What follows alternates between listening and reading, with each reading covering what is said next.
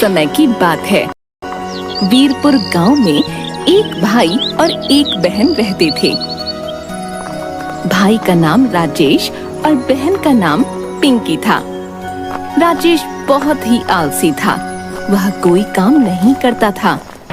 एक दिन पिंकी बोली, राजेश, तुम कुछ काम क्यों नहीं करते? जब देखो खेलते रहती हो। मैं और माँ कब तक तुम्हें ऐसे ही बोलते रहेंगे? तुम भी तो कुछ समझा करो। मेरी मर्जी, मैं जो मर्जी करूँ। मैं तुमसे छोटा हूँ, जो मेरा दिल करेगा मैं वही करूँगा। जब मेरा समय आएगा तब काम कर लूँगा। तभी राजेश की माँ आई। राजेश, ऐसे बात कर रहे हो तुम अपनी बहन से? चलो माफी मांगो, वो तो तुम्हें सही ही कह रही थी। राजेश को गुस्सा आ गया और वह घर से बाहर चला गया। पिंकी भी राजेश को देखकर उसके पीछे पीछे चली गई।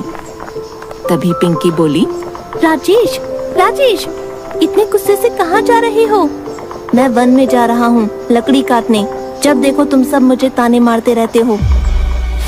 और इसी तरह पिंकी राजेश का पीछा करते करते वन में पहुँच गई। लकड़ी काटते समय राजेश का पैर फिसला और वह नदी में जा गिरा। पिंकी, पिंकी, मुझे बचाओ, मुझे बचाओ, मैं बह रहा हूँ। राजेश, राजेश, राजेश, राजेश! पिंकी, राजेश पिंकी, उसी नदी में बहता हुआ चला गया दूसरे किनारे पर। अरे, ये मैं कहाँ आ गया? यह किसका महल है? राजेश जैसे ही किनारे से बाहर निकला, उसके सामने एक जलपरी आ गई। ठहर जाओ बेटा, तुम कहाँ जाना चाहते हो? तुम उस महल में जाना चाहते हो? हाँ, लेकिन आप कौन हो? मैं जलपरी हूँ और किनारे पर एक जादुई महल है। उस महल में तुम्हें जो चाहिए वह मिल जाएगा। जलपरी जी, जो भी चाहो, यानी कि खेलना, खाना, पीना, सब कुछ? हाँ, मैं तो बस उस महल की रखवाली करती हूँ। जलपरी जी, मुझे भी उस जादुई महल में जाना है। मैं कुछ समय अपने घर वालों से दूर रहकर यहाँ रहूँगा। मेरे घर वाले तब मुझे समझेंगे। तुम महल में तो रह सकते हो, लेकिन मेरी इजाजत के बिना बाहर नहीं आ सकते। हाँ जलपरी जी, ठीक है। तभी राजेश महल में चला गया और तभी महल का दरवाजा बंद हो गया। कितना सुंदर और बड़ा महल है। अब तो मैं बड़े मजे से रहूँगा, खाऊंगा और पीऊंगा।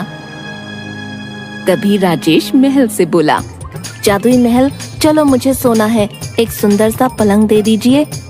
तभी एक सुंदर सा पलंग हाजिर हो गया। राजेश खुश होकर वहाँ सो गया। वहीं पिंकी अपने भाई को ढूंढने के लिए सबको लेकर आई, लेकिन वहाँ पर कोई नदी नहीं थी। सब उसे ढूंढने लग गए और थोड़ी देर ढूंढने के बाद सब वहाँ से चले गए। राजेश जादुई महल में बहुत खुश था। जब वह खाने को मांगता तो खाना आ जाता। अब वह पूरे दिन खेलता कूदता रहता। राजेश कुछ दिन तक तो खुश था, लेकिन फिर उदास रहने लगा। उसे घर की और माँ की याद सताने लगी और एक दिन उसने खुद से कहा, मुझे सबकी याद आ रही है। मैं इतने दिनों से यहाँ हूँ, सब बहुत परेशान हो रहे होंगे। मुझे जाना चाहिए। तभी राजेश महल से बाहर निकलने लगा तो उसे सूर का झटका लगा और बहुत दूर जाकर गिरा। राजेश रोते रोते बोला, मुझे जाना है, मैं यहाँ नहीं रह सकता। मुझे जाने दो, मुझे जाने दो। महल बोला, अब तुम यहीं रहोगे। जब जलपरी का आदेश आएगा तभी तुम जा सकोगे। राजेश जोर जोर से जलपरी को आवाज देने लगा। तभी जलपरी आ गई और कहने लगी, क्या हुआ राजेश? जलपरी जी, मुझे यहाँ नहीं रहना है, मुझे घर जाना है। लेकिन तुम ही तो चाहते थे कि तुम ऐशो आराम से रहो। नहीं नहीं, मुझे बस अपने परिवार के पास जाना है। मैं अब सब काम करूँगा, अपने घर वालों को शिकायत का मौका नहीं दूंगा। तभी जलपरी ने उसकी बात मानी और जादुई महल से उसे आजाद कर दिया। राजेश दौड़ते हुए अपने घर पहुंचा। वहाँ सब आराम से अपना काम कर रहे थे। अरे राजेश, क्या हुआ? तुम तो अभी अभी वन गए थे ना, लकड़ी काटने मैं भी तुम्हारे साथ ही थी, लेकिन तुम दिखे ही नहीं तो मैं वापस आ गई। राजेश सोचने लगा।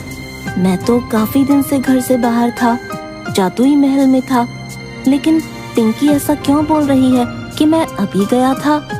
राजेश को पता चला कि वह जब तक जादुई महल में था, समय वहीं रुका हुआ था। पिंकी सब कुछ भूल चुकी थी, इसलिए किसी को पता नहीं चला यह सब जादुई महल का जादू है।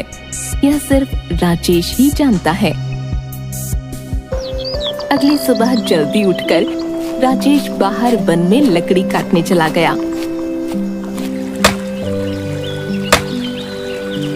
जब वह लौटा तब माँ और पिंकी उसके पास आए और कहने लगे, राजेश तुम बड़े मेहनती हो गए हो बेटा, हमें माफ कर दो, हम तुम्हें ऐसे ही डांटते थे। नहीं माँ, अब मुझे समझ आ गया है कि काम कितना जरूरी है। अब मैं आराम नहीं करूँगा, काम करूँगा। इस तरह माँ और पिंकी दोनों ने राजेश को गले लगा लिया।